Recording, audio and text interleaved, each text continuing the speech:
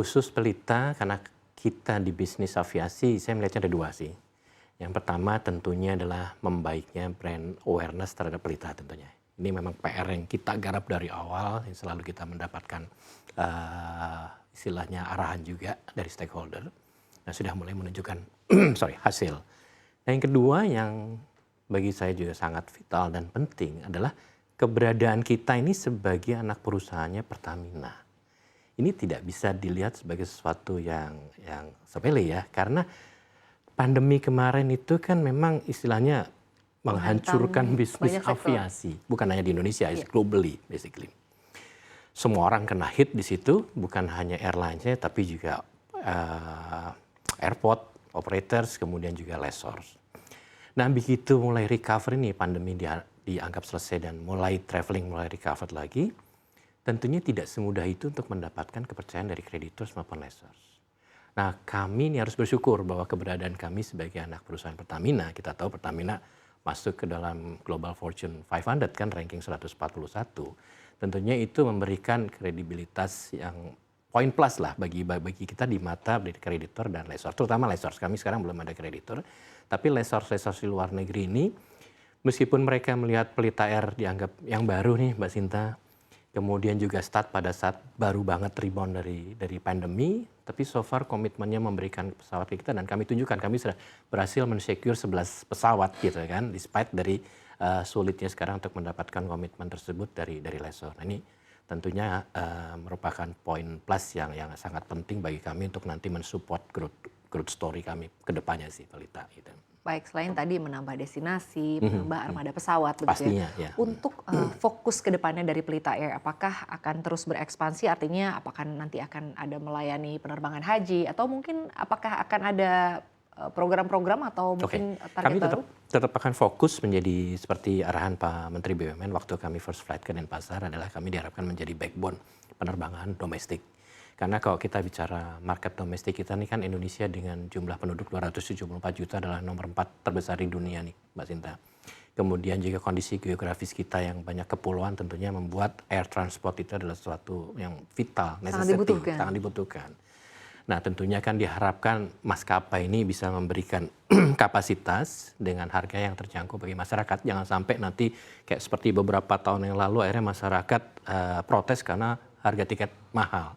Itu karena akhirnya supply and demand-nya tidak balance kan. Nah, kami akan tetap fokus ekspansi di domestik, memperbanyak rute, kemudian di rute yang sudah ada pun kami akan menambah frekuensi. Nah, soal tadi ditanya mengenai penerbangan umroh, tentunya itu akan kita garap juga, bukan apa-apa, karena kita juga harus tahu Indonesia ini adalah negara dengan populasi muslim terbesar di dunia. Permintaannya pasti tinggi, sementara Pak. Kuota untuk haji itu kan hanya 0,1% dari jumlah penduduk per tahunnya yang bisa pergi ke Tanah Suci untuk melakukan haji. Jadi umroh ini menjadi alternatif. Nah, itu akan kami garap juga karena kami melihat itu adalah pasar yang sangat menarik gitu bagi. Baik, artinya ini masih sedang dalam proses tahap penggarapan ya Pak. Akan seperti apa ke depannya ya? Mungkin apakah akan menambah rute untuk umroh atau akan seperti apa? Nah, berbicara mengenai peluang Pak, setiap kinerja perusahaan pasti melihat ya Pak, peluang bisnisnya akan seperti apa sebetulnya. Kita sebut saja untuk jangka pendek sampai dengan sisa tahun 2023 atau mungkin di tahun 2024, peluang bagi Pelita Air apa lagi Pak? Ya tadi, kalau saya melihat sekarang ini kompetisi di Indonesia ini di domestik ini kan tanpa saya harus menyebut brandnya kan ada yang grup BUMN, kami bersama dengan Garuda dan juga dengan Citylink, kemudian juga ada yang grup swasta yang cukup besar dengan 4 brandnya, kemudian juga ada airline yang lain. Tentunya bagaimana kita bisa menciptakan kompetisi yang sehat yang at the end akan memberikan benefit yang maksimal bagi konsumen atau bagi penumpang. Tapi juga bukan berarti konsumen dimanjakan dengan harga yang terjangkau, airline-nya harus suffer kan, tidak. Kita harus win-win gitu.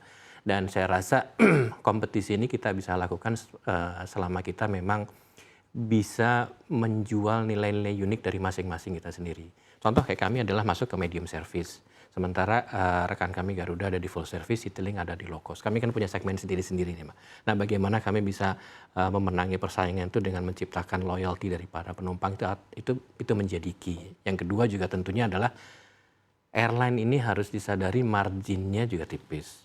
Means adalah nggak usah bicara mengenai top line atau revenue dulu, tapi Anda harus siap dengan cost structure Anda. If you want to win the competition, ya cost structure-nya harus yang paling the best. Nah itu kadang-kadang orang lupa, orang cuma mikirin bagaimana untuk kampanye, marketing, jualan, ngomongin mengenai top line-nya revenue, tapi cost structure-nya tidak efisien.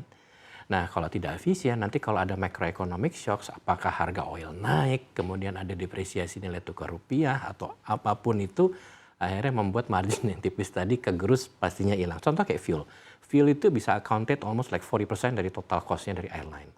Nah kalau fuel price atau jet fuel atau oil price naik 10% aja, artinya kan sudah 4% kegerus. Nah kalau marginnya cuma 5-6%, tinggal 2, belum yang lain-lain. Jadi itu yang saya rasa harus kita sadari, airline-airline ini harus saling bebenah, harus punya cost consciousness, bagaimana kita siap menghadapi pertarungan ini dengan cost structure yang agar mampu resilient ya, mampu bertahan di tengah berbagai gitu, tantangan. Baik. Tadi Bapak menyinggung sedikit mengenai fuel, ya. Minyak Pak. Kita tahu harga minyak ini cukup volatile Pak ya di tahun 2023 ini. Bagaimana perusahaan atau perseroan melihat harga minyak ini bisa cukup berpengaruh, tentunya ini juga bisa berpengaruh terhadap harga. Harus tetap menjaga harga agar tetap bisa kompetitif. Bagaimana Anda melihat ini? Ya, tadi seperti yang saya sudah sampaikan, minyak ini komponen yang terbesar dalam operasional dari sebuah maskapai. Itu adalah sesuatu yang di luar kontrol kita, pergerakan harga minyak dunia. Tapi kalau misalnya katakan kita bicara 40%, kan masih ada room 60% di mana kita bisa melakukan efisiensi. Kita siap kalau misalnya katakan ada kenaikan, mana sih dari pos-pos yang 60% ini kita bisa efisienkan atau kita bisa turunkan. That's number one. Yang kedua juga sebenarnya dari sisi regulator, pemerintah, Kementerian Perhubungan juga memberikan room bagi kita.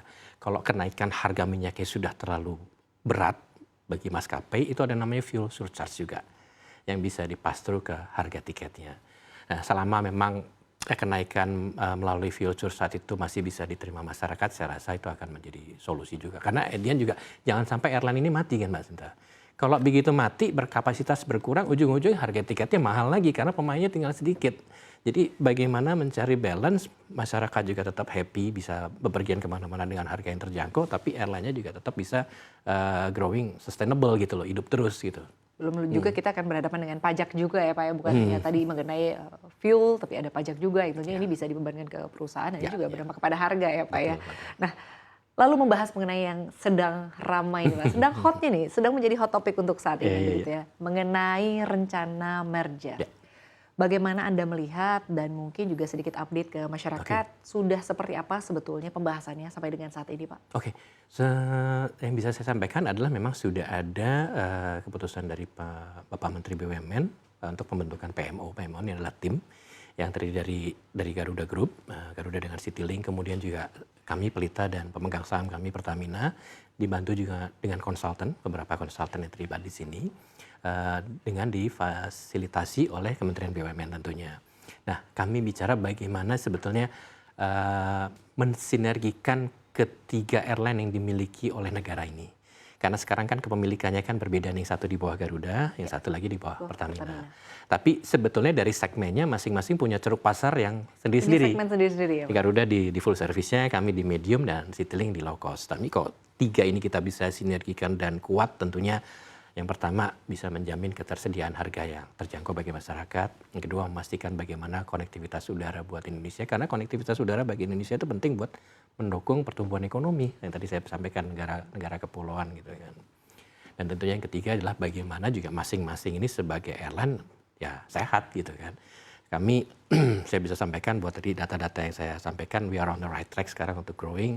Kita berharap juga Garuda pasar restrukturisasi PKPU juga semakin membaik, demikian juga dengan Citylink. Begitu nanti kami secara fundamental juga kuat, tentunya kan kalau fundamental kuat juga memberikan room bagi perusahaan untuk banyak melakukan inovasi sebetulnya Mbak. Ekspansi juga. Ya akan ekspansi dengan inovatif juga kan, teknologi. Kita mau bicara bagaimana kita inovatif, terus kemudian teknologi, tapi kalau tidak ada dananya kan juga sulit juga gitu. Profitabilitas sangat penting ya Pak ya bagi perusahaan ya Pak ya.